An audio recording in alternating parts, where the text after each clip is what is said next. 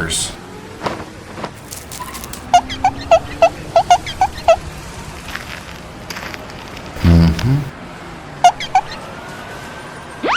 Yep.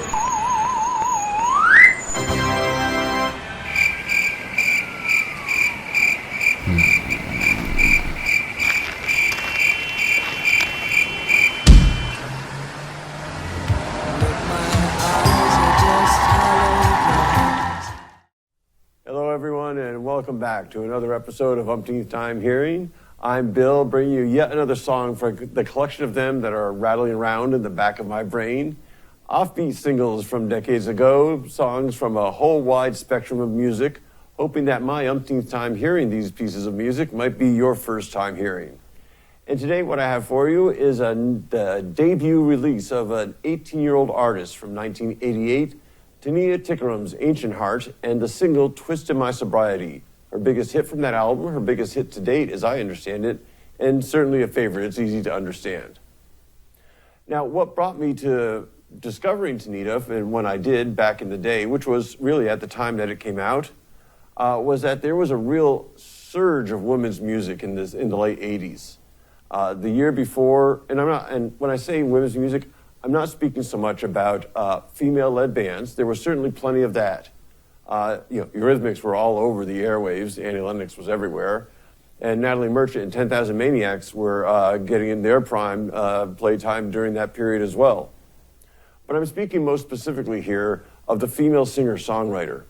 The year before, Ancient Heart in 1987 saw the debut releases of Indigo Girls, a pair of female singer-songwriters, and then also Suzanne Vega and Enya. And then in the same year that Ancient Heart came out, in 1988 was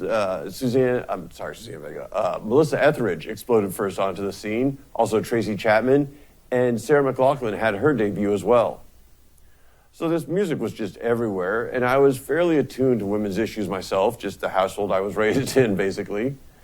And so I was interested in this type of music. I listened to a lot of Enya and even Clannad. I have some Irish roots, not, pure Irish by any stretch, but enough to have been interested in that music. And tuned into women's issues and a lot of what was being said in these songs. And so I certainly remember just browsing through the stacks at the college radio station and seeing this song, or this album from an artist who I'd never heard of. Not surprising, no one had. It was her debut, as I was to find out. And that's how I just came across it. It was just, hey, here's another female artist. Let's check it out. And so I played it a few times on the show and listened to it, of course, almost endlessly. I don't want to keep you from it any longer, though. As always, though, hey, if you're new to the channel, thanks for tuning in, most importantly. Really do appreciate it. And if you would, click that subscribe button. There's the notifications bell if you want to hear about what's coming up. If you're new, just so you know, I'm just putting out these offbeat songs from different artists. And if you're not interested in the type of music that I'm playing for you this week, there's going to be something completely different next week. And if you're really tuned in to the kind of music I'm playing for you this week, well, it's not going to be the same music next week, but it might be something different that you like. You never know. So don't forget the notifications bell. Appreciate any likes and certainly any comments you have about the program and the artists that I'm presenting. I've also included down below a link to my introductory program.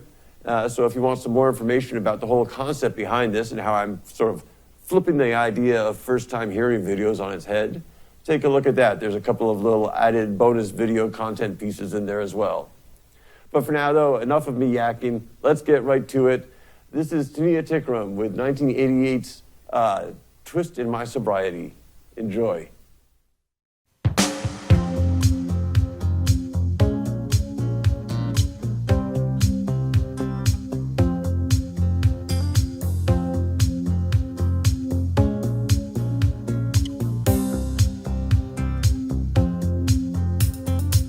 All good children need traveling shoes. Drive your problems from here. All good people read good books. Now your conscience is clear. I hear you talk, girl. Now your conscience is clear. In the morning when I wipe my brow, wipe the miles away. I like to think I can be so willed and never do what what you say. I'll never hear you and never do what you say. Look, my eyes are just holograms. Look, your love has drawn red from my hands. From my hands, you know you'll never be more than twist in my sobriety. More than twist in my sobriety.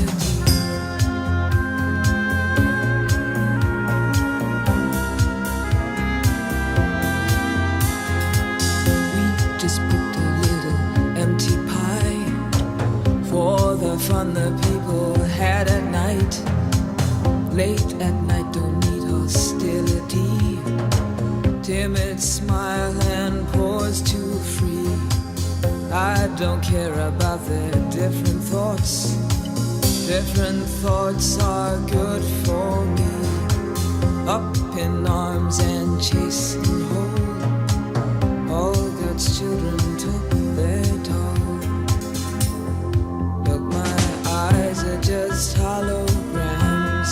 Look, your love has drawn red from my hands. From my hands, you know you'll never be more than twist in my sobriety. More than twist in my sobriety.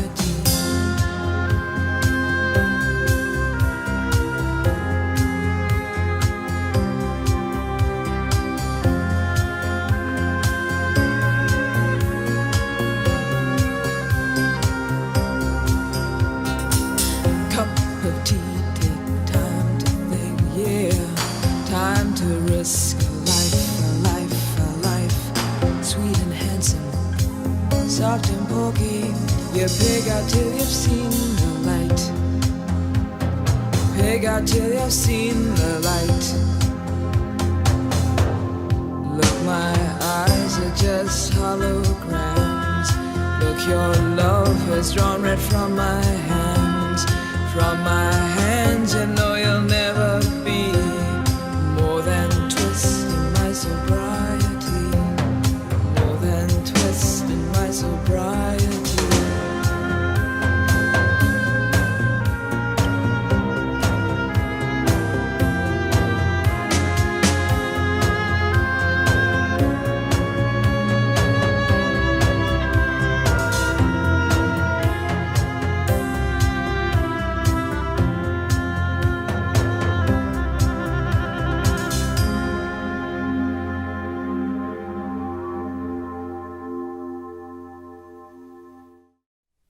And there you have it, folks. One of those lesser-known female singer-songwriters of the late 80s, Tanita Tikaram, with Twist in My Sobriety, off of her debut album, Ancient Heart.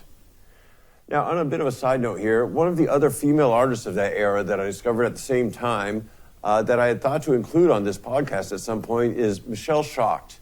Her debut had been a few years earlier in 85's, the bootleg album, the Texas Campfire Songs.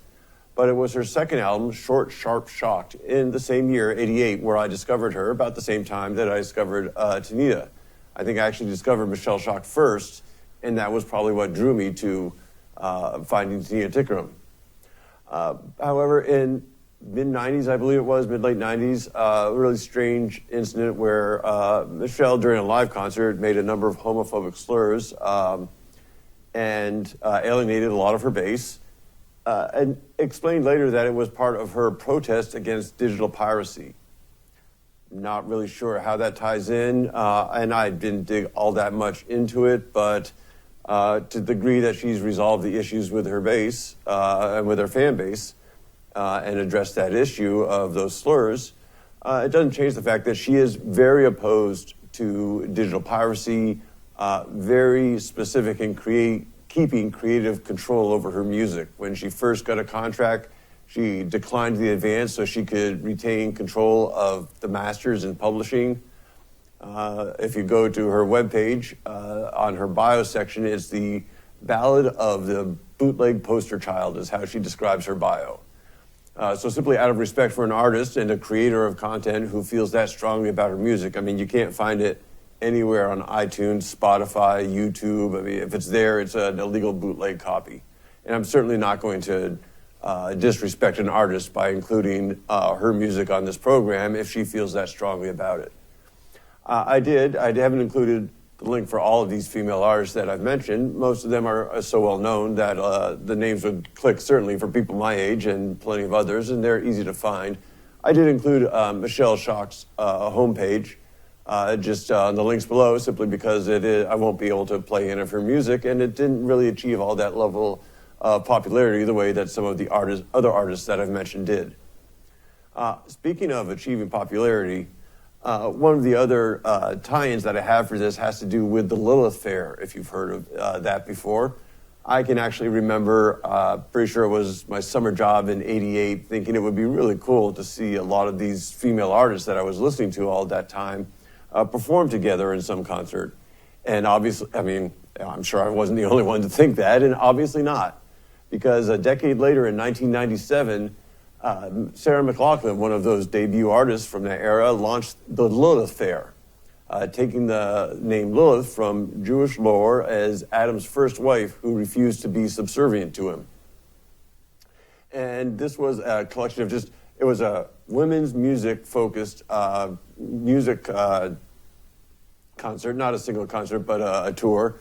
And it featured her and Suzanne Vega as the only regularly performing artists, along with a real wild collection of astounding artists. Emmylou Harris, Joan Osborne, Jewel, rotating bunch of other mainstream artists, some of the ones I've already mentioned, a lot of opening acts, and some local artists who got featured as well.